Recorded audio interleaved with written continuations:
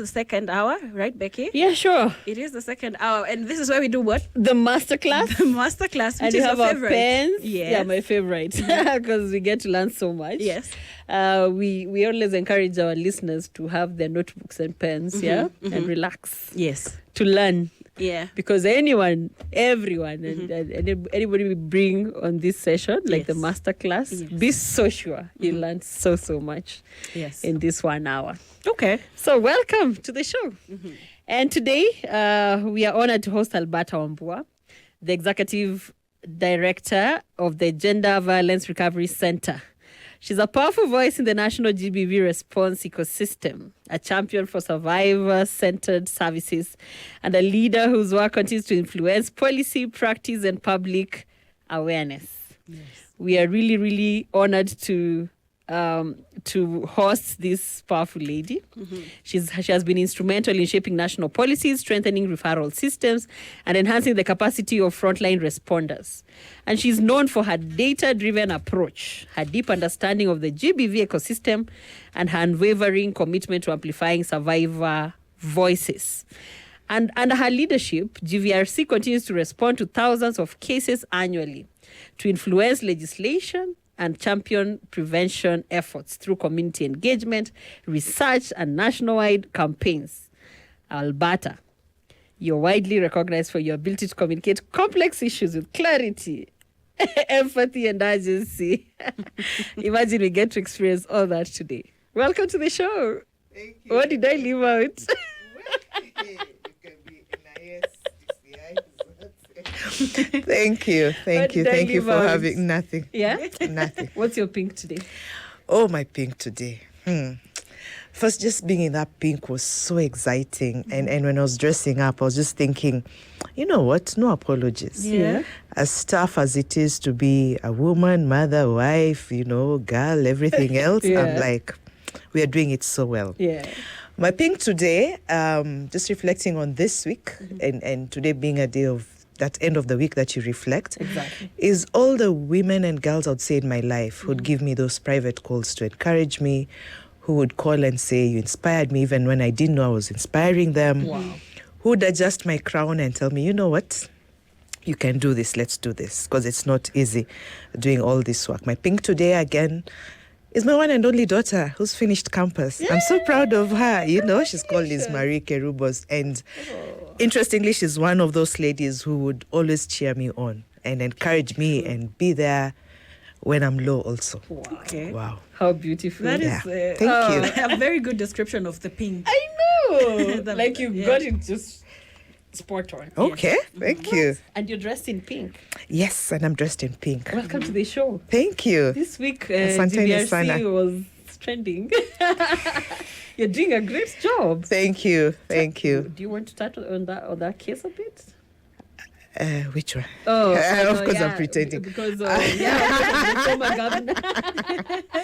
Okay. The former governor, he mentioned GVRC in such a,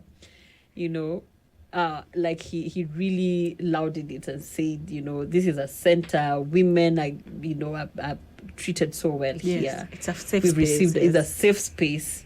He lauded it. Yes. So touching on that case, and interestingly, we woke up to the video the next day. So we didn't even know he was coming. We didn't even know he was there, except my colleagues who work at the hospital. So I'll start by, for him to be able to say that, I would like to, and maybe that's another pink, is to appreciate the Gender Violence Recovery Center staff, right from the trustees to provide that direction, to the staff who are always committed. It's a 24/7 job. And being an integrated model also in a charitable trust of Nairobi Women's Hospital, because then those are the clinicians the former governor met at the hospital. Yeah. So that's one of the appreciation I want to give. And then maybe use that opportunity to also emphasize on what he said, which was one, that when survivors are violated, and it can happen to anyone, gender-based violence can happen to anyone, you can at any time go to any of the 8 gender violence recovery centers that are set up in 5 counties. And if you cannot reach there, you can reach us through the toll-free number, which is 0800 720 565. 800. 00720 565. Or you can call, and if you cannot come, we can send an ambulance over to you. We do rescues. In any of those hospitals, when you come, or to any of those GVRC centers, when you come, you're able to get free medical treatment and psychosocial support. So it's free to you as a survivor, but it's a cost to GVRC, because then we continuously have to raise resources to be able to provide that excellent treatment, to be able to bring back normalcy, yes, to the survivors' lives. That is so beautiful. Yeah. Maybe we should start it from there. When let's talk about GVRC first. Yes, please. When was this center opened? Mm-hmm. How many women have you attended to so far? Mm-hmm. Then we'll get now to the nitty-gritties. Okay. So the Gender Violence Recovery Center started in 2001. So the hospital, the Nairobi Women's Hospital, started. And they intended to provide women's health care. But in the course of that, they realized then the most common form of violence recognized at that time was rape cases. Okay. So they thought, you know what, we just want 2 cases of rape survivors who'd come get medical treatment, and that's it. But the numbers grew, and that's how then GVRC became an independent organization for non-for-profit and started providing that medical treatment. The first few years, it was mainly response, medical treatment, psychosocial support. But with time, then we also incorporated what we call primary prevention, meaning then we don't have to sit and just wait for survivors. How else can we prevent gender-based violence? Yeah. So started having community programs, school programs, enhancing capacities of service providers, and also influencing laws and policies and practices at a national level. So how many have we supported? We're turning 25 in March next year. Wow. And I think the theme is just pink, so that would be another pink. Yeah, got a milestone, yeah? Yes, and in those years, so far, we've supported over 65,000 survivors of gender-based violence. Wonderful. Thank you. And when we say 65,000 survivors, it means more, because the program is designed in such a way that it supports you and your family and your significant, to be able to provide that support system. Yes. That's through the centers. Yeah. But through emergency response program, that means then if there's a crisis like the 2007, there's COVID-19, the Mount Elgon crisis, the Tana Delta crisis, then we'll go to where the crisis is and provide that GBV support. And that for that program, we've supported over 180,000 survivors of gender-based violence. Okay. When you go to those statistics again, in the year our year runs from April to March. It was from April 2024 to March 2025. The GVRC provided medical treatment and psychosocial support to 3,455. Now, to give you the segregation of data.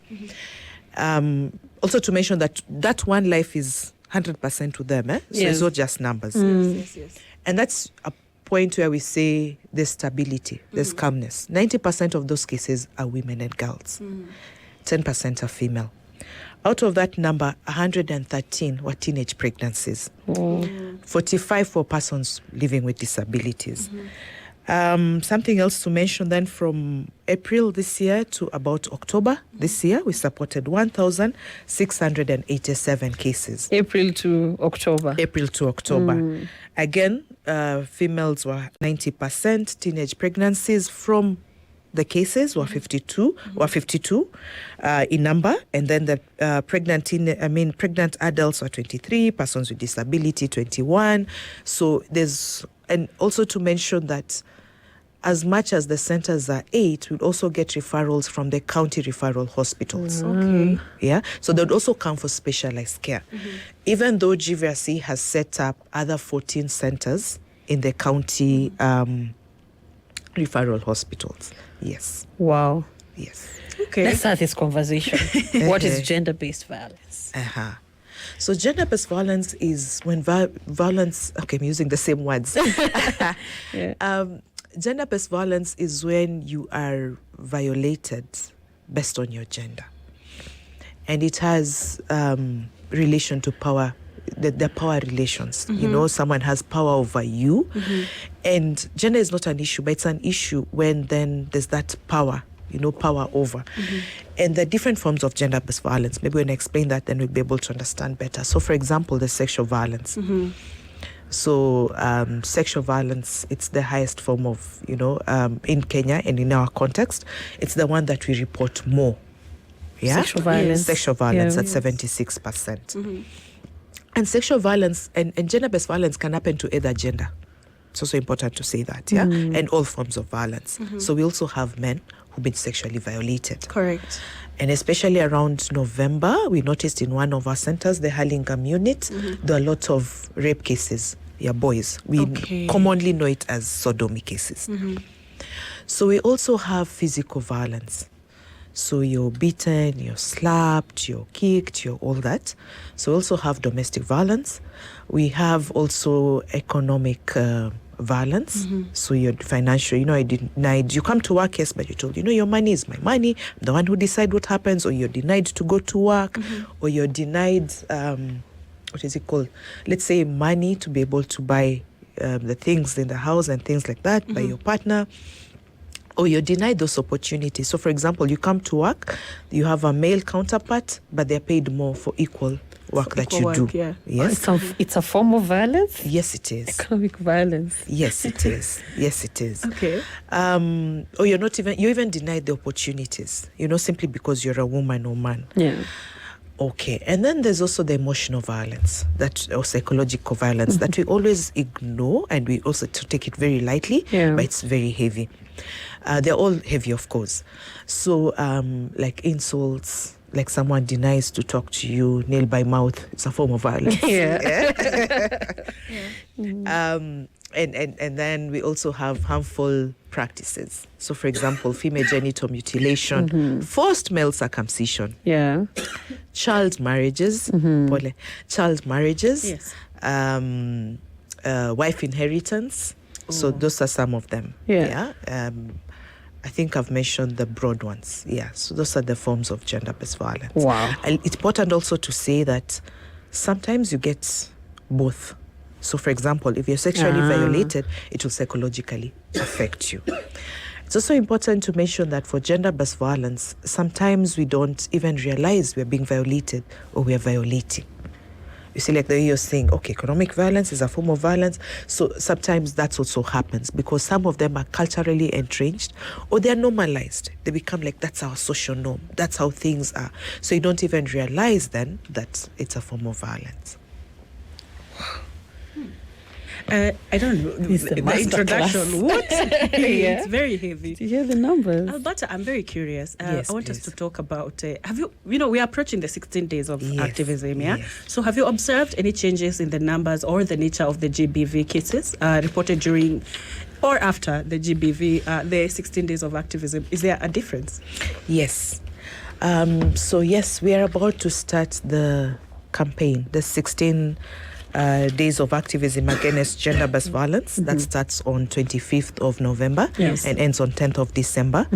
Allow me to talk about it a bit now that you ask, and also then talk about the emerging trend. It's going to be launched at Suswa in Narok. The CS Cheptumo is very keen to see Twende Mashinani and create this awareness and response in Mashinani. So it's going to happen at Suswa, and the guest of honor will be the First Lady, Madam Rachel Ruto.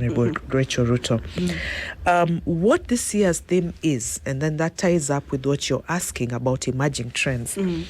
This year's theme talks about unite to end digital violence against all women and girls in Kenya.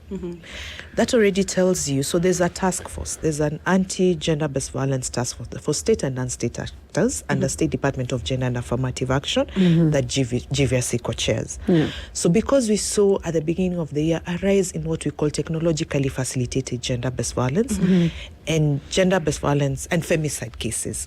So because of that, then that's the theme this year, and it has different objectives, and some of the objectives are creating awareness, calling developers and the tech companies of for example, to have safety measures around that the technology space. It also talks about holding perpetrators accountable because it's not been given that much attention.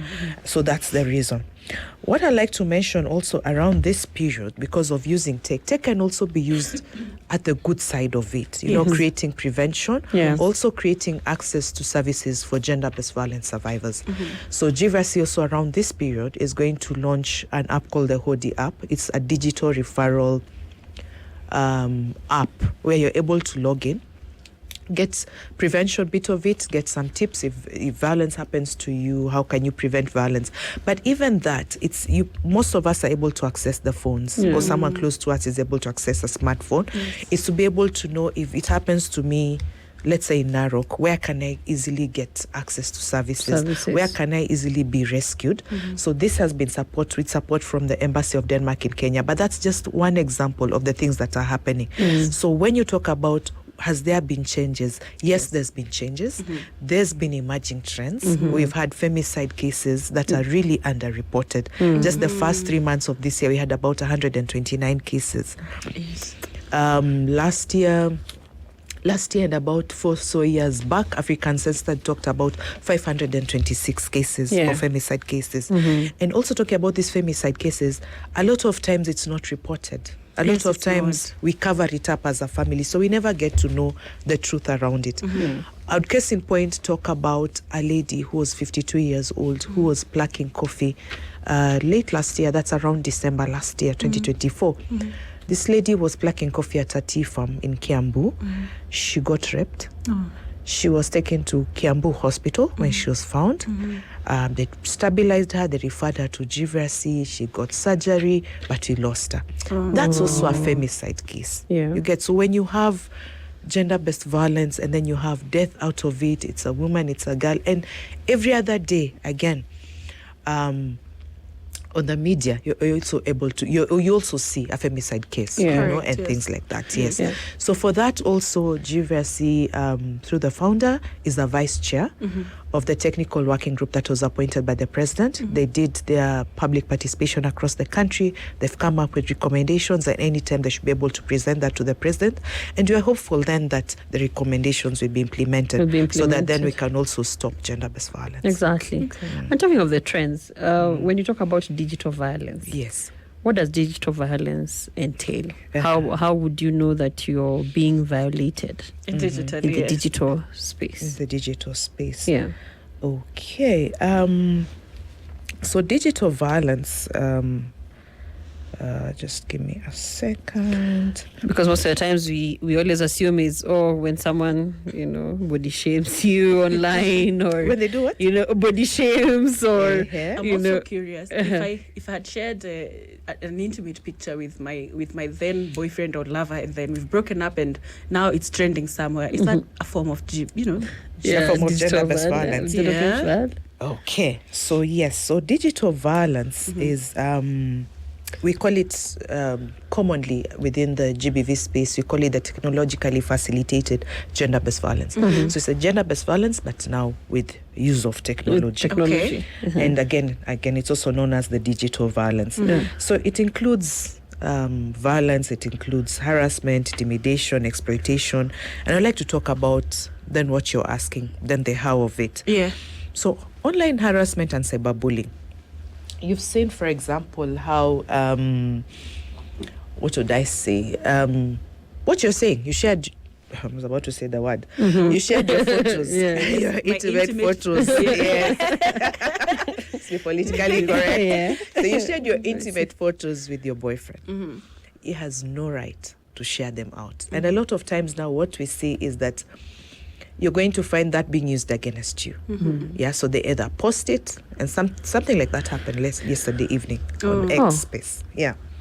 So they either share it or ask for some money, like a ransom for a ransom. If you don't do this, I'm going to share this, and all that. And of course, because it's non-consensual sharing of that intimate or revenge pornography. Cyber stalking. You have your phone, but they've hacked to your phone, they're stalking you, and things like that. They're getting into your private space and things like that. including a partner, should not. Yeah. Yeah. That's yeah was pregnant. What are you trying to say? Becky. Becky. So testimony. So there's also hate speech. Yes. Using that technology space to, hate speech. And that's very common, especially now that we're going to the electoral period and campaign period. It's used a lot. Technologically facilitated gender-based violence is used also a lot to women leaders. To bring down or women aspiring leaders. leaders. That's when someone goes to your X-Files, Yeah. Bandika hapo ukiwa kampo vile ulikuwa unafanya. Yeah, doxing, sharing personal information without consent. That's also part of it. Okay. Online grooming and sexual exploitation of minors. We've seen that at GBV. There's a quarter we had 4 young girls who met their alleged perpetrators through, that time it was Facebook. It's about 2-3 years back. Okay. So they get into the space, they, condition the kids, meet them, and they sexually violated them. Oh no. There are 2 cases also of a group of boys who, when schools were closed, in 2 different areas, they would go to, they're called the video dance, kwa mtaa. Oh, there are those video APS. Yes. So they would be groomed by being shown pornography. Oh no. And then they were sexually violated as a group. So until one then started getting some discharges and things like that, got treated, and then says, ata kuna mwingine, So those things happen. Yes. Again, also around the COVID-19 period, we saw a lot of kids being conditioned like that by the helps in the house. So the nanny would do that, condition the kid and get them into sexual activities. We also have the deepfake pornography and image-based abuse, the AIs. You've seen that a lot. Someone is just... who was put about hugging someone or things like that? I think it was around when we lost someone very famous. Exactly. That also happens a lot. It's common nowadays. Yes. And impersonation and fake accounts to use for blackmail. So someone goes there with your photos and says that's you, and they start posting all these funny photos. So this is one of the form of gender-based violence that is emerging. There's a lot of conversation around it now and a lot of awareness. People are getting to be aware. Yes. We're also getting let's say policies and laws into place. Key also is also to get those safety measures for our children, but even us as parents to be able to understand what's happening. So there's a good side, as I mentioned earlier, to technology, but there's also this other side that's also being abused. Yes, correct. Alberta, allow me to get into a conversation where we're talking maybe prevention as well as community engagement. Yes. Because it's not just about maybe me. Maybe at the end we'll get to how I myself can take care of this. But we live in societies where I could be in my home na nasikia jirani yangu anapigwa, but what do we say? Watu wawili, blanketi moja, leave that alone. Bas. Yeah, so what practical actions can communities take beyond, once we're done with 16 days of activism, what other actions can communities come together and do to prevent these cases or even support victims of these cases? So one is,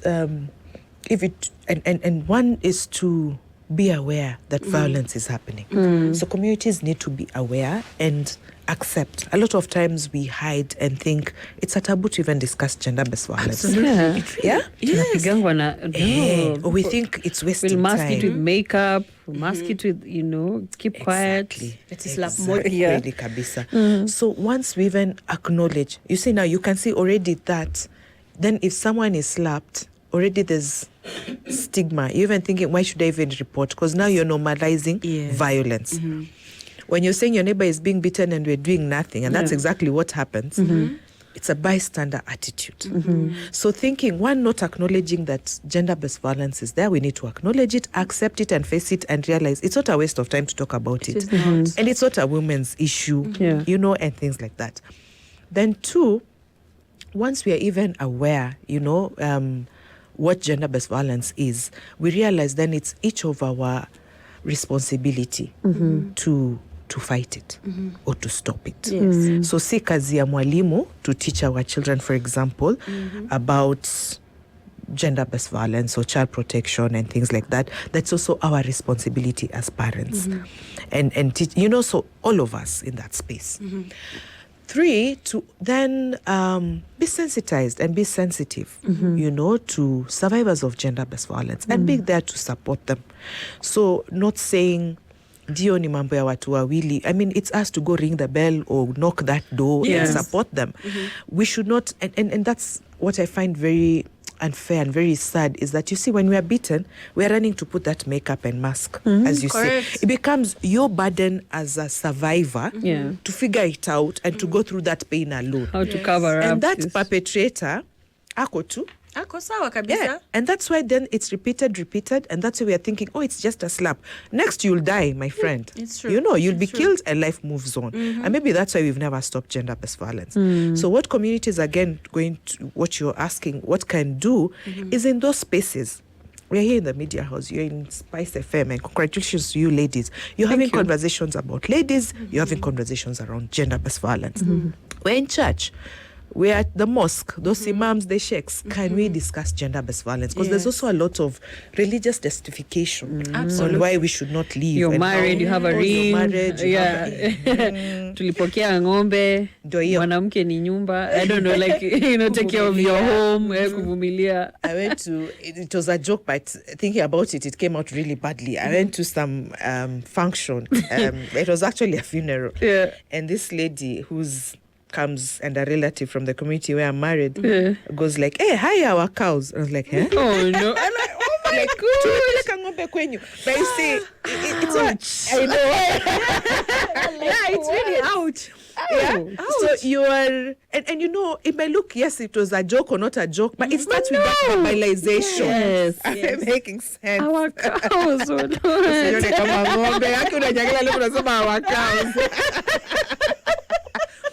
So having those to remind you actually brought cows. Like situlileta ng'ombe ndio tukakupata. Oh no, like you literally bought me. And that takes me then to those cultural negative social norms again about communities. Correct. And because of that, you start valuing women and girls less. Correct, yes. So we have to see women and girls, men and boys, as equal partners. And we're not doing women empowerment to kick off the men. No. We just want to be partners so that then it's a better team. Society. Yes. Yeah, you can't play football one team moja. Yeah. That's not where Man U na Arsenal. Yes. Senior game and things like that. Yes. So communities also then using those social spaces. Ni shule.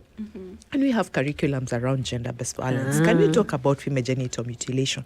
It's the police. Can they be unbiased? And can we have safe spaces where we can go and report? It's the judiciary. How do we fast track these cases? Yeah. And I know the judiciary has and we're going to get into courts, that, you know, like how, and things the like legal that. Yes. So that's what the committee can do, including then having also functional referral mechanism and a responsive mechanism that works, so that if I report, there's a number I can report to. Exactly. At that point when I'm in need, there are people to hold my hand to take me to the hospitals. Yes. And the hospitals are providing that medical treatment and the whole continuum of care. Wow. Yes. And when you're talking about that, I'm just thinking, like the cycle of violence. And you say it will start with a slap, and the next thing, you know, it will grow into something bigger. But you never really realize it until it's almost too late or it's already too late. Could you talk about that? That cycle of violence? Where does it start? What should women look out for, or men? Even you watch it from there and you know this one, where it's headed. Next minute, this guy, another time he'll hit me so hard. Yeah. Or how do you know? How do you tell? And that is now including the SGBV, like even the sexual, gender-based violence. So with the cycle of violence, I'll talk about 4 major cycles. So the first one being tension building. Tension is built. And in this case, you have, for example, increasing criticisms and insults. Okay. Verbal. So angalia vile unakaa siku hizi, hata vile unavaa nguo na umenona vibaya. And that is your spouse or partner telling you that. Tension inaanza kubuild. Yes. Kuna jealousy. Yes. Siku hizi wewe ndio kuongea mambo ya wanawake SpiceFM. Wewe ndio Sarcasm. leader wa sarcasm. Wewe ndio leader, wewe ndio una guide wanawake, wewe ndio kiongozi. Simba. Passive aggressive behavior. Yes. Survivors, so you start feeling like you're walking on eggshells. Yeah. Unaogopa nikiongea hivi nitakasirisha bwanangu. So unanyamaza. Nikiongea hivi nitakasirisha bibi yangu. Yeah. Oh, is it even the right time? You even think, is it the right time to call them at watasema namsumbua? You know, is it so or that on another call you cut it haraka because his call is coming in. Ama kufika home ni no disturb you. Hey, Hutaki explain. kupigiwa. So it gives you a lot of hypervigilance, anxiety, you know, self-blame. Ugali nimepika imeiva vizuri ama ndio nitakeleleshwa leo, you know, and things like that. Then it goes to the next one, which is the incidents or the acute violence. So the violence itself now happens. The forms of violence that we discussed earlier. You know, the physical, the sexual, the verbal, the economic, destruction of property, Yes. all those things. Threats to, they can even threaten you with the people you love. You know, nitachapa watoto wako, nitafanya nini, nitacha kulipa school fees, nitacha, so things like that. Correct. So it gives you trauma, it gives you shock, it gives you injuries, all those things. Yeah. Then there's the next one, where we always get caught, the honeymoon stage. Okay. So, ilikuwa, so you get gifts. Mbona umecheka hapo? Because we spoke about it later earlier, sorry. Yes, we Okay. did. We spoke about it, and you know, saying how you're treated to, I think it's Let me one of read the it for you. right. It was on the Standard newspaper. It Yes. says, abusers might alternate between periods of kindness and attack and or neglect, creating a cycle that keeps the victim emotionally invested, hoping for the return of the positive behavior. Yes. So Kaholiday Malindi hivi. ndio hiyo sasa. Alafu Monday unapigwa. Alafu mandi unapigwa. In fact, unapigwa ndio upelekwe hiyo holiday. Sasa Unaenda na unaona, bruises. Alafu akwambia, ni shetani. Yes, we get that. Shetani alikuwa ameniingilia. Hata sijui forgive imetoka me. wapi. Ehe, Familia ama yetu, we've never victim seen anything like this. Ama unaona wewe siku hizi ndio umechange. Oh no. So unakuchanga kama umechelewa tu nipiki. So you even now start, you know, thinking, victim blaming. Honeymoon stage.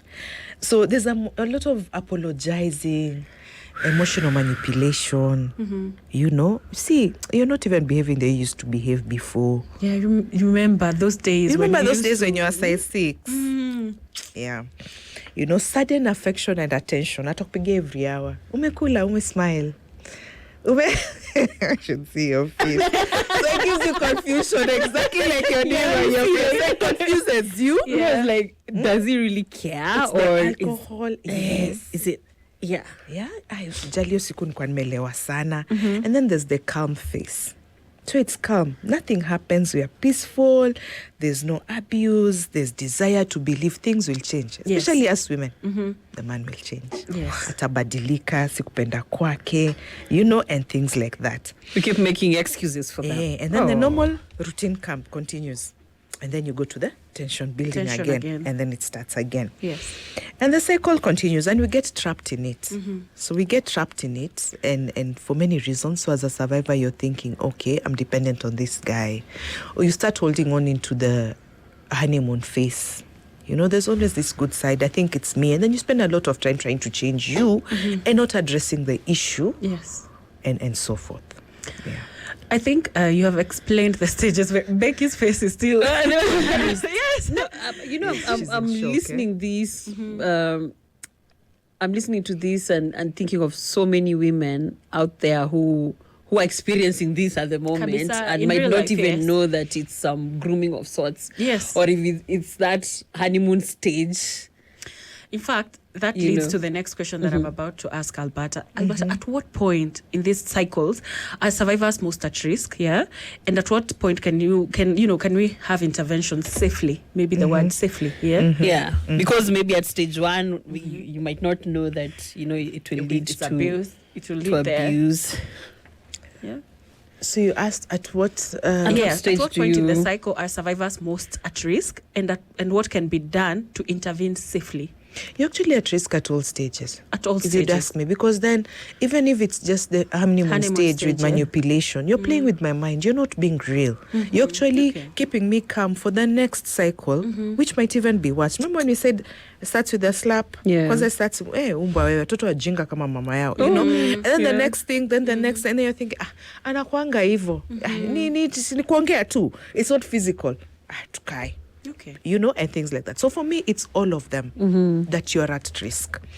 What can be done, let's start with survivors, is realizing that it's not your fault. It's not easy, but with support, you know, therapy and things like that, you're able to go and understand and know, okay, it's not my fault. Because a lot of time we blame ourselves, and we spend a lot of heart and years thinking, years getting hurt, thinking that at a change or I need to change for him to be like this and things like that. We also need to, as you mentioned then, both of you earlier, is recognizing those warning signs, recognizing that this is just a game. Yes. Again, not easy, but starts with getting a lot of information and going back to what you're talking about, community engagement, getting to those spaces and getting into deeper conversations. And a lot of times I even learn from survivors' experiences or other women experiences when they're sharing in safe spaces. So then you're able to realize, okay, then that's a pattern. Sometimes when you're in it, you don't even realize. And I usually say, when I share about my experiences, it's not that because I made it right, I didn't make mistakes. It's actually because of those mistakes. I don't want the younger girls to make the same mistakes, you know? And that's why then we keep sharing. Also, again, is to know for survivors that there are safe exit plans. So what are these things I can do? Do we have family, for example? Do I have that one friend I can call and I'm able to get that safe space and these numbers that I can call, or where I can go and get therapy, or where I can go? So let's not wait, which is the norm in this country, for when umekatwa mikono, your arms are cut, because those are the realities, Yes. Or when you're beaten, paka your eyes, I don't know how. Popped up. Yes, and a lot of times when you're having sessions with the survivors, they'll tell you, si mara ya kwanza. And you're looking at them, they're really, really hurt. And there are a number of reasons why survivors stay on. Then for professionals and advocates, we are advocates ourselves to advocate against gender-based violence. A design targeted interventions then for each of the stages that we've talked about. Improving on risk assessment tools, for example. How do we have predictive models? And someone was asking me, how do we have a predictive model for femicide to reduce femicide cases? You know, so of course calls for deeper expertise. And studying patterns. And study patterns, exactly. Supporting long-term living and healing. That's also some of the barriers that we have, for example. So, ndio nimechapwa, nimeenda hospitali. Then after that, I have nowhere to go. So you opt to go back. So that then, because you're economically dependent on that person, you don't have any other home, somehow investment and everything was under his name and all that. You don't even have the bandwidth to fight for anything. So do we have safe shelters? So at GBV, we have temple shelters, we have safe shelters, about 16 of them we work with. And then even beyond those shelters, maybe you don't have skills. Are there opportunities to skill up? You know, are there opportunities for funds, for example, economic empowerment funds? And forget even about that time, even before, as we're raising our girls and boys, are we raising the girls to have that esteem? To be able to know, I don't have this void and I don't need to seek validation from this man. Because then that's the emotional manipulation we're talking about later. You know, nikitoka kwangu, what you're saying earlier, how does a woman leave her home? How does it, you know, society is discriminating and things like that. Even as a man, how do you have positive masculinity? You know, and things like that. Most people, men might sometimes blame it on how they were also brought up. Maybe they were also brought up in abusive homes. Yes. So, and It's even an for women, cycle. sometimes the women who are being abused, so they feel like it's normal. Yes. Because they also saw their mothers being battered. Yes. Or even the men, like they saw their fathers beating up their mothers. So they feel like it's a normal thing in marriage. I totally agree. Yeah, like even such traumas. How do you the modeling, address, the modeling of it. The modeling of yes. So of the like character. girls, that's what I saw my mom doing. The boy, I don't know even how better women are treated. That's what I saw my father doing to my mom, and they lived harmoniously. You can remember our parents would never even know when there are issues, so to speak. And they would just come and they would do their duties and everything else. And one of the gaps now that you mentioned that is, are there men who are mentoring men? That's the thing. Even us as women, are we there for our daughters and socializing our daughters and guiding them? We are too busy chasing the bag. Yeah, we show up at what time at home. Tumeachia house help, values zake, wanaraise watoto, tumeachia shule. Or we are just keen on academic performance, but we are not keen on these things. Even how we socialize. Yeah. The toys we buy for girls vis-a-vis the toys we buy for boys. Do we limit our girls into STEM and all that? Because we won't buy for them cars to dismantle and put together and things like that. Yeah. There's something you're saying, Rebecca, earlier, and I wanted to speak to it, but now it's evaporated. Yeah, if it comes back. Sorry. It's okay. okay. Yeah, it's okay. You said that, and I think it's something that I started becoming very deliberate about. I have a 7-year-old daughter. And sometimes she'll just come and tell me, so-and-so is being a bully. Or so-and-so is not kind. So back in, like a few times, I used to dismiss her and just tell her, no, you just be kind, show kindness. And then I realized, actually, when she's saying that, I need to be very keen because she's so good at picking energies, or even that's how I'd even tell like a good nanny and a bad nanny, because she'll just come and tell me, I don't like how she talks to me. And the moment she says that, observe. Yes. Because there must be something that is not. So sometimes we shut our children, yet they are actually trying to tell you something. They're trying to communicate. And it's also teaching, like you're saying, if we're able to teach even our children how to know when someone is being unkind or when someone is being a bully, it's very important that we start teaching them from a very young age and to actually pick it and action it. Yes. Yes, so important, because from an early age. Early age. And talk about gender-based violence, safe touches and unsafe touches from that early age. And talking about children and violence. When the 40% of the cases that come to GVRC are actually children who've been abused. 40%. 40%. That's a huge number. And some of them, and of course 68% are actually perpetrators known to the survivor. Okay. So for children who say, a child will not live where they live so far to come, for example, standard media. So for them, it's the people around them. School, home, playground, things like that, mostly. Now, some of these kids, how the parents have known they've been violated, it's what you're saying. And it's really nice when you're talking about picking, and creating those spaces where children are able to share. Unlike us, when we're growing up, we didn't talk about sex with our parents or menstrual health or things like that. So being very deliberate. I've met parents who said, I taught my kids about safe spaces. So we usually say the areas that cover your swimming costume area. And someone tell you, I was just there, Nini, doing my thing. And then I ask the child, did someone touch you today? True stories, True experiences. And the child said, yes, uncle touched me, sijui how. Ati where? Then you realize, amekwanga sexually abused. And it's repeated. Yes. Some of these children, it's repeated. For many things. Because then they're either threatened, if you do this, I will kill. I'll kill your mom, I'll kill your dad. This is someone who's like 5 years old. So when you're telling her, I'll kill your mom, that's the most important person in their life. Yeah, and at times, so we have child therapy sessions at GVRC, and they use art and play therapy, so they'll draw. So they'll draw for you even that kisu or that panga, or they're given gifts. So when you're talking about picking these things, it can also be behavioral. The child has started regressing in school performance. What do we do? What are you doing? Tuition teacher, But are we taking time to understand exactly what you're saying? Yeah, regressive behavior. The child starts to swing in bed, peeing in bed. They had stopped. Yeah, and things like that. Or they're coming home with unexplained gifts.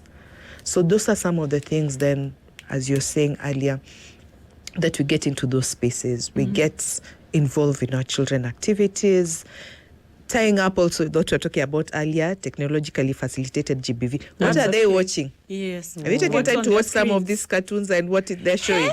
And it's how parents have also exposed their children to gadgets, to these spaces. Children are on TikTok, like very young children. Exactly, I yeah. feel so sad for some reason. Like when I see that, because I think it's something that we were very deliberate about. Like TV. If it's TV, we know what they're watching. Up to like screen time is limited, because then it opens up this whole room for for them to watch anything they want. You're allowing your child to scroll and open YouTube the way they want, and they'll definitely just find something that is not appropriate. True. And And you start exposing them at a very young age. I totally agree. There was a meme that we kept laughing about. Was it this week or last week? And we're laughing how when we're growing up, your mom would come and beat you first, or your father, because you're watching TV. And at some point you'll be told, TV imechoka, tokeni mkacheza, mtanunua yenyu baadaye. And we had that one. Aishajua miaka yako kusema hivyo. With a padlock like this. Well, in retrospect, when you look back, we had a lot of outdoor activities. We had good socialization. Exactly. Would make a mistake out there and the neighbor would beat us up and things like that. And So you're talking of a neighbor beating you up. I remember it was just after high school for me, and I remember my parents and her friends had gone somewhere in Meru, so they were coming back. My mom was not in that vehicle, but it was myself, my sister, and a friend of my sister's we were walking. Unfortunately, I had exchanged shoes with this boy. I knew it was a boy. You're still with the boys like you've been the biggest mistake in the world. With a boy, we had exchanged shoes. Let me tell you, a woman friend in that vehicle, a friend of my mother's, beat me. Yes, she beat me, she pinched me, and told my mother that I saw this and it was wrong. Na nikachapwa tena. I'm just saying, I was about to tell you that. You didn't say it at home because utachapwa tena. Utachapwa tena. Community. Community raised the child. That was the beautiful, point. yeah. The community raised the child. Lunchtime itafika utakuwa kwa kina sijui nani utakula huko. Utarudi. So that community, and it's what you're saying earlier about bystander attitude. Jirani anachapwa oni mambo yao. So now there's not that collective community. And those are some of the amazing cultural kitambo social practices that we had. So now it's kila mtu on their own. And then what does it do? It also affects our mental health. So we are here starting from you're beaten, hide my makeup, come to SpiceFM. You're going through life alone. Am I making sense? Yeah, you're just solo. So yes, we're here, we're laughing more, but it's just a solo journey that is so hard. Kitambo would even have, I believe, aunties talking to you about marriages before. Yes. Nini. Saizi we endo figure out peke yako na huko. You know? Yeah. Okay. I don't know whether Joyline wants us to take a short break and then... Okay. She says that we can continue. So I'll ask you something in regards to barriers and support. Okay. Is it psychological or is it financial or social barriers that keep survivors trapped in these cycles? Okay. So it's all. Or all. Yes, psychological, financial, and social. All. Yeah, so I'll talk about the barriers and the support as you ask. So some of the barriers are actually personal and psychological. So let me lump them together. So fear of retaliation. And I'll give an example. You don't know her. So this week at some point, some friends of my former high school mate and campus mate call me and they tell me, so-and-so. So I'm like, hey, who is it? And so-and-so is actually admitted. Amechapwa na bwanake and they're to get some chumas hapo kwa ankle. Okay. So conversation continues and I'm like, okay. So we continue the conversation. I'm like, okay, are they stable where they are? What? I'm like, fine. If they need specialized care, let me know. We can bring them over to GBV. So we continue. I'm like, are the children safe? Yes. Have you reported to the police? No, we're waiting for the family. Wow. And it's not the first time. But we don't blame her. Yeah. Don't blame the survivor. Okay. So, but yes, there's I'm just trying to show you the reality of what happened. So we're waiting for the family to report. Na kini si mara ya kwanza. Oh no. Yeah, and things like that. And the man is still coming home. So the ladies at hospital, kids are home. The man amekuwa tu akikuja nyumbani, bado anakuja nyumbani. So does that tell you that fear? Ameingiza uoga na ogopa, oh my God, what will happen? So you're thinking it's not a personal issue, it's a family issue. So waiting for this wazes from Shags to come and make that decision. With the decision whether it should be reported to the police. You'll just sit, have a conversation and so umemkosea huyu aje. So at that point, mama ndio, it will change and anyway. Resolve it. Shame and blame and guilt Yeah, so again, the victim blaming we are talking about. Yes. Low self-esteem, hopelessness. Sasa nikitoka, what will happen? What will we do? Trauma bonding. I think you spoke about trauma bonding earlier. Yes. Then some of them are social and cultural barriers, yeah? She provoked it. Oh, so she was raped at midnight. Alikuwa anafanya nini kwa hiyo club? Alikuwa nje. Alikuwa amevaa miniskirt. Alikuwa nje. Alikuwa, you know, okay. So Anavanga alirepiwa na hivyo. boyfriend yake. Yes, ndio alienda kwa hiyo nyumba hiyo boyfriend. Ehe. Wewe unaonanga hata vile anavaanga. Unaona vile anavaanga? Vitu kama hizo. Meet mtu like a stranger online. And they agreed to meet. Why? Why would you agree? Why would you meet alikuwa anajitakia. Yeah, a stranger. Pressure to keep family matters private. Maybe that's why they're waiting for the family. Tusikaribu jina ya familia. And that's why sometimes a lot of... The family doesn't want to report it. Yes, and that's why maybe a lot of times it's reported, you'd go and report, I fell down the steps or I did something, you'd come out clean on what happened to you. Correct. Just get the medical treatment and hush. Or go to your private doctor if you can afford and all that. Yeah, forced mediation and reconciliation, but that same family that you're waiting for happens a lot of time. You know, it almost reminds me of a time when the former DPP was in the northeastern region, and Rudin Haji, and he spoke about masla. Yes, you know, masla in the Islamic community. And I was saying, no, we won't be handling, you know, some of these cases the masla way. We need to prosecute them. We need to prosecute GBV. I think it was around sexual and gender-based violence, and saying like we need to report these cases to the police, and society needs to know that, you know, some of these cases doesn't need masla. Like we need to prosecute, and I mean that was really profound. Exactly. For him so to they also again religious justifications, and that's an example of that maslaha. That's a mwanamke ndio weka nyumba pamoja, and a woman does not. There's something like you don't go up to the roof of the house and shout about your home problems. There's something like that. You hush. You hush. You're the neck. Ni ukae usikize ujue. The other one, why also barriers for men especially, is men can't be victims. Men report, we laugh at them. From social media to whatever service points they've gone to and things like that. The police station. Yes, so men don't cry. Unapigwa aje. So a lot of men then are also abused and they don't talk about it, including emotional and psychological abuse. How do you even talk about violence and things like that? Economic barriers. You're dependent on this man. You're dependent on this woman, on the abuser. Immediately, sasa sawa, nimeenda hospitali, nimereport, nitaenda wapi? Shelter, food, clothing. Unasema tu wacha ninyenyekee nirudi. Inability to even follow through with the process.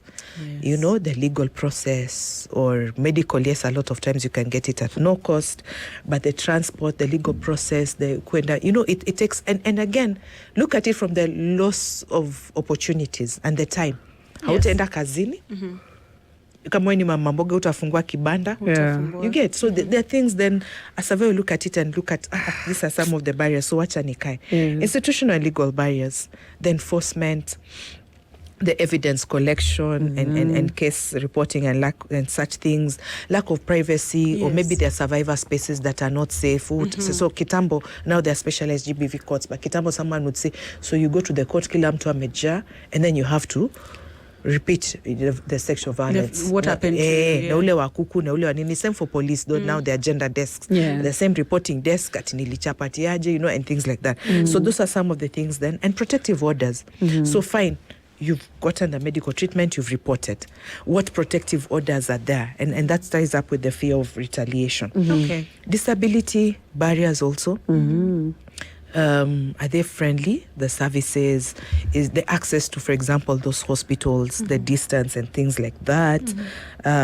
Those are some of the things then that would be barriers. The support that's available, there's the counseling, for example, then the family therapies and all that. There's the legal support, there's legal aid provided by us, but also by a lot of other organizations. There's economic empowerment, now there's vocational training, there's job placement, the financial literacy programs, so the economic empowerment programs. In terms of community, there's the awareness, where do you get help, there's trainings and all that. Even those gatekeepers or cultural leaders you're talking about, there's specific programs. For example, even for Morans.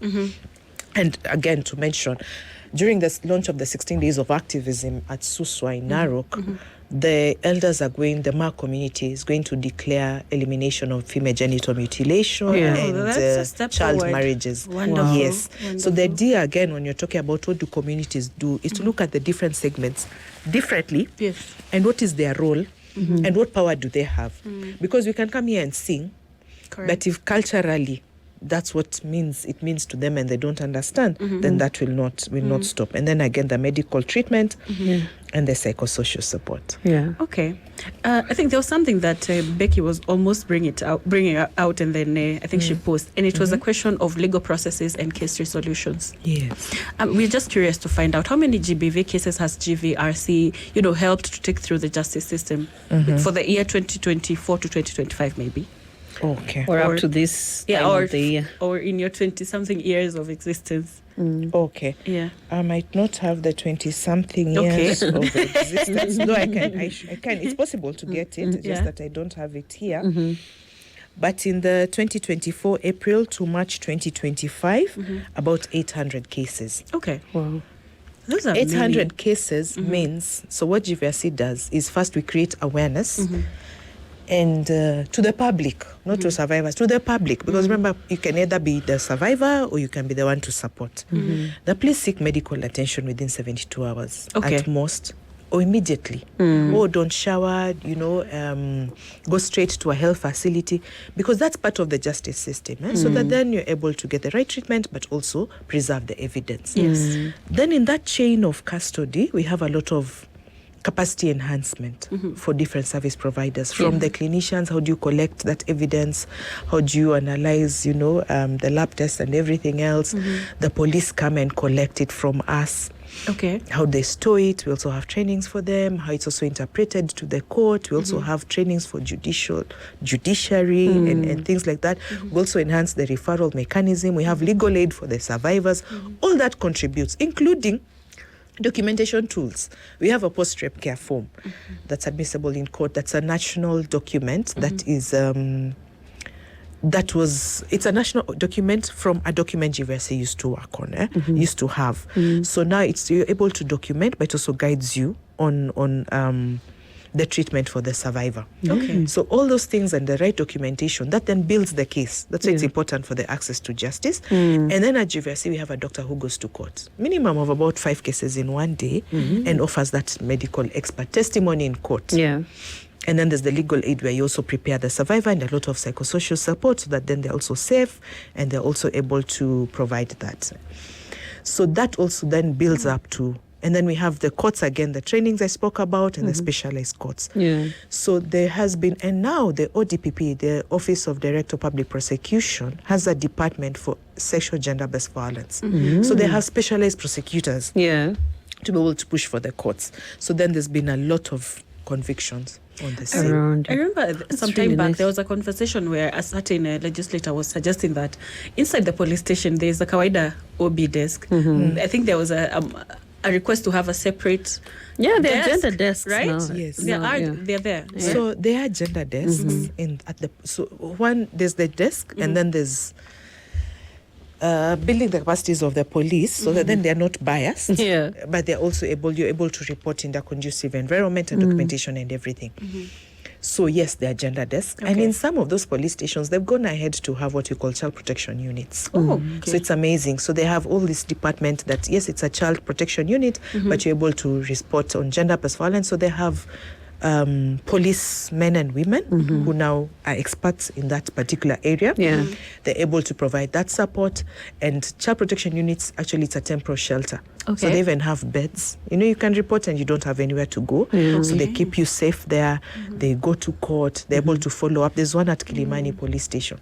So they're able even to call us and follow up or even show up and bring survivors. And I must mention 2/3 of the survivors the last 3 years referred to GVRC, actually referrals from the police. Wow. Yes, but that's really so there is There very is impressive. progress. There is lots of There- progress. there's And lot they have of standard progress. operating procedures now on how to support survivors of gender-based violence. Yeah. But of course, then what we also then requesting that they have is a police a gender-based unit, gender-based violence unit, so that then they're also able to put resources and they're able to, the same way you have what is it called? The one for livestock, which has these arms that are really specialized on that. So then we have that. Yeah. So right from rescues to everything else, so that then we have the resources. That are required. And now with the emerging trends, the digital violence, Yes. then we even need like more enhancement on that. Yes. As we wind up, tell us about the gaps that you feel this space has. What do you think the gaps are from a policy level? Do we have laws that are strict enough to end GBV? Do we have policies that have been put in place? Are the systems working? And I love that you're talking about what, like, most of your referrals actually come from the police, which is very, very commendable. Yes. Over the years, because there were cases, back then people would report and nothing much would happen. But now the issue is being taken more seriously. But what are the gaps, and how do you think we can fill them? Yes, and especially the government. Now I want you to talk to the government about this. Okay. Yeah. Yeah. So there are gaps in terms of service delivery and I mean in terms of gender-based violence management in Kenya.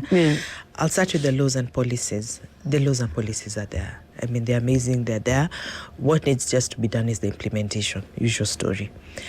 The second gap has been resources, allocation of resources for gender-based violence. That has been a gap. Yeah. Resources from shelters and resources from, in terms of the whole gender-based violence management. The allocation, for example, to the relevant departments, though gender-based violence cuts across. You find gender-based violence issues, of course, for example, in fisheries, but the guiding steering wheel, of course, will be the State Department of Gender and Affirmative Action. So having resources allocated, and of course it starts from people realizing the priorities and the needs and appreciating that gender-based violence is there and it's escalating every other day. Yes. Taking different forms of the same, so to speak. So gaps in prevention would be, how then do we inculcate gender-based violence awareness and sensitization into every space? If it's in those schools' curriculums, if it's in trainings, for example, even for the police chief, Habo. If it's mental health, wellness issues, we are keen on that. If it's teachers, because then teachers also play a very key role in terms of prevention, but also responding to gender-based violence, or even identifying children who are being abused. Yes. How is it in that curriculum? If it's nurses, if it's doctors, and GVSC has a 45-hour GBV module into the National Nursing Curriculum degree. If it's community health, yes. If it's community health promoters, they're everywhere. They have a stipend, they're within the existing government system. Yeah. They also have a GBV module that GVSC at a national level spearheaded. So how do we then make sure? Because then they're going there with primary prevention, but they're able to identify this child in this house is being neglected. This woman is being beaten. This man is an elderly man who's being violated. How do we provide that support? And then in terms of response, is looking at what are GBV protection centers. And this includes the GVRCs, this includes the GBVRCs. The GBVRCs are the ones in the county government hospitals. The shelters, 90% of the shelters in this country are privately owned. Okay. They should be the other way around. Yes, That's it should be the other way. deal. It would only make sense. Yes. Exactly. With standardized national SOPs. It's in the works, of course, with government, so that then there's standardization of services and support. And there are clear linkages between the different service points. So the government should put resources. I know they're working towards 3 shelters, I think Kwale, Taita, and I think Busia. But they should be in every county. State-run shelters. Yes. Exactly. For me, if you'd ask me, linking also the different opportunities that are in government. If it's the women economic empowerment, there's an aspect of women economic empowerment that I know even now has a digital platform. How does it support survivors, for example? Under the national government and affirmative action, they're building shelters. Some of them are just there, not operationalized, but they are built. How then that like the county government? So how does the county government make sure that they're operational? So SOPs are missing, as you're saying, honestly. Yes. Yeah. So that resources directing to the right place, the expertise is, I think, available. I know it's available, but just putting that resources and making it a national disaster. Was it yesterday I was seeing SA has put it as a national disaster? They're running around with the... We're actually reading very alarming statistics here. Okay. That 95%, where is that? Let's see that. What shocked me was that each day at least 15 women are murdered and 117 report rape each day in South Africa. Though experts believe 95% of rape cases remain unreported. So can you imagine the 15 women and 17 rape cases that are reported on a daily basis are just like 5% of what the country is going through. Imagine. So 51% of women, like over half of all women in South Africa, report experiencing GBV. So That's an alarming very number. alarming. But even as we are alarming, and even if it was one person, it should stop the country Yes, it and should. address It it. should. You know, and Before we address get to gender-based such violence. numbers. Yeah, and there's a clear link also between mental health and the intersectionality is also another area we need to look at. The links between GBV and all these other spaces. So I'll give you an example of mental health. By November this year, just Nyeri County, I think, had 107 suicide cases. Does anyone take time to understand the cause of the suicide and how to prevent it and the link to mental wellness? And 83 of them were men. Interesting. See? We haven't talked about men, by the way. We did. We did kidogo. We did Violence kidogo. against men. So that link, and not seeing things in isolation, that makes sense. And we really need to be being keen. men, that's That's quite high. That's really high. Because it might be economical reason. There's something you've touched on that maybe we can finish really fast on the elderly. Yes. We never think that the elderly go through violence, and you've touched on it a bit. You want to touch on it as we finish? I'll speak to that. So I'll talk about the elderly and how they are violated. And a lot of times, so the elderly as victims of gender-based violence, and they undergo physical abuse, even by their family members or their caretakers. Don't know if you noticed that. Shamba boy ameua, there's been a lot of that. Grandson, and things like that. There's also psychological and emotional abuse. They're really insulted, financial economic abuse, so they're left in the villages, not supported financially. There's neglect, denial of food, medication, and things like that. And a lot of them also sexually violated. At GVC, the oldest sexual violence case was a 105-year-old woman. And the oldest man was 78 years old. Witchcraft related. Simply because I'm a zeka, and you know the counties, you need to agile mob justice.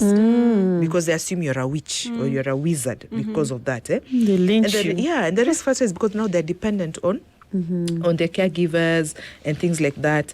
So the barriers to reporting, they fear again, of course, the same one, retaliation. Again, for them, it's harder because there's low morbidity. They can't move. And then they're also physically dependent on someone else. And then there are a lot of impacts on the same. When you're talking about men, I think we touched on men. Yes. So those are some of the things for the elderly. And what I had also, and I was listening to, I don't know who was listening to, I think it was a conversation I was having actually from here earlier this week on an Uber with an older man. He had just retired. And we're talking about for us as Africans, maybe as Kenyans, you think when akiwa mzee, you go to the villages. But you're forgetting the socialization, your friends. And then they're used to people, like they're used to being around people. Then all of a sudden you're cutting them off completely. Unlike other countries where they'll continue using their brains, lack for a better word, they'll continue working, they'll continue. So that's the flip side of us. We think it's the end, but there's so much usefulness that can be done so that then they can also be excited. And I think there's a country, I can't remember which one, where they're offering free university short courses to the elderly. At no cost. So you just go for fun. Giving them like a lease of life, a lease of life. Like, why don't that's so beautiful. So they're waking up to dress up as opposed to just sitting there and basking and going for classes. So there are different, would I say, activities that we need to be more keen on that would also prevent gender-based violence and neglect to our elderly. Okay. Joyline is not very happy with our time. But I would like maybe, Alberta, as you close, could you please maybe give your closing remarks in regards to GVRC as well as the 16 days of activism? Could you marry that as you close? As together. Yes, please. So you'll also give us the toll number. The toll number. Yes. Okay. Exactly the toll number. So 0800 720 565. Toll-free number. Toll-free number. 56 0800 520 565. Hi. So GVC continues on a daily to live up to the 16 days of activism. The survivors we support every day, the community awareness that we do in the different spaces, the influencing of policies and so forth. And in regards to 16 days of activism, the Hodi app, which I mentioned earlier, which is one of the apps supported by Embassy of Denmark in Kenya that we're going to launch, speaks to the digital violence and using also the technology and the digital space to be able to have a functional referral mechanism. So, as we're seated here, you're able to get into the nearest service point, the a rescue and so forth. This comes in also very handy as we go to the electoral period. It's important to mention that around the electoral period, the cases of gender-based violence also, there's an upsurge. They go up? Why? Yes, they go up. What's the science behind it? So there's a lot of insecurity. So security is pushed towards rallies and things like that. There's a lot of groupthink. We've met women and girls who people would break into their houses and gang rape them. There's a lot of domestic violence, for example. So you're two people from different communities or different parties. Mzee anakuletea stress, ana unamletea stress ya party yako and things like that. So there's a lot of that. So Yes, Time imeisha? yes. Time imeisha kabisa. Yeah, so so Just your last sentence, Joyline. So my last sentence, yes, and I'm very proud of you ladies and Thank SpiceFM you. FM, is to continue to have this conversation. Let's continue talking about it. Let's continue standing up and advocating. Okay. For the community. Yes. And make sure that there's no gender-based violence. Okay. Wow. The toll-free number again is 0800. 0800. Yes. 720 565. You heard it all here on SpiceFM. On The Pink Perspective, it's been our guest, Alberta, talking about GV, gender-based violence, and starting our conversation around the 16 days of activism. This is SpiceFM. Keep it locked. The Masterclass, where bold women and big ideas meet, only on Pink Perspective, Spice FM.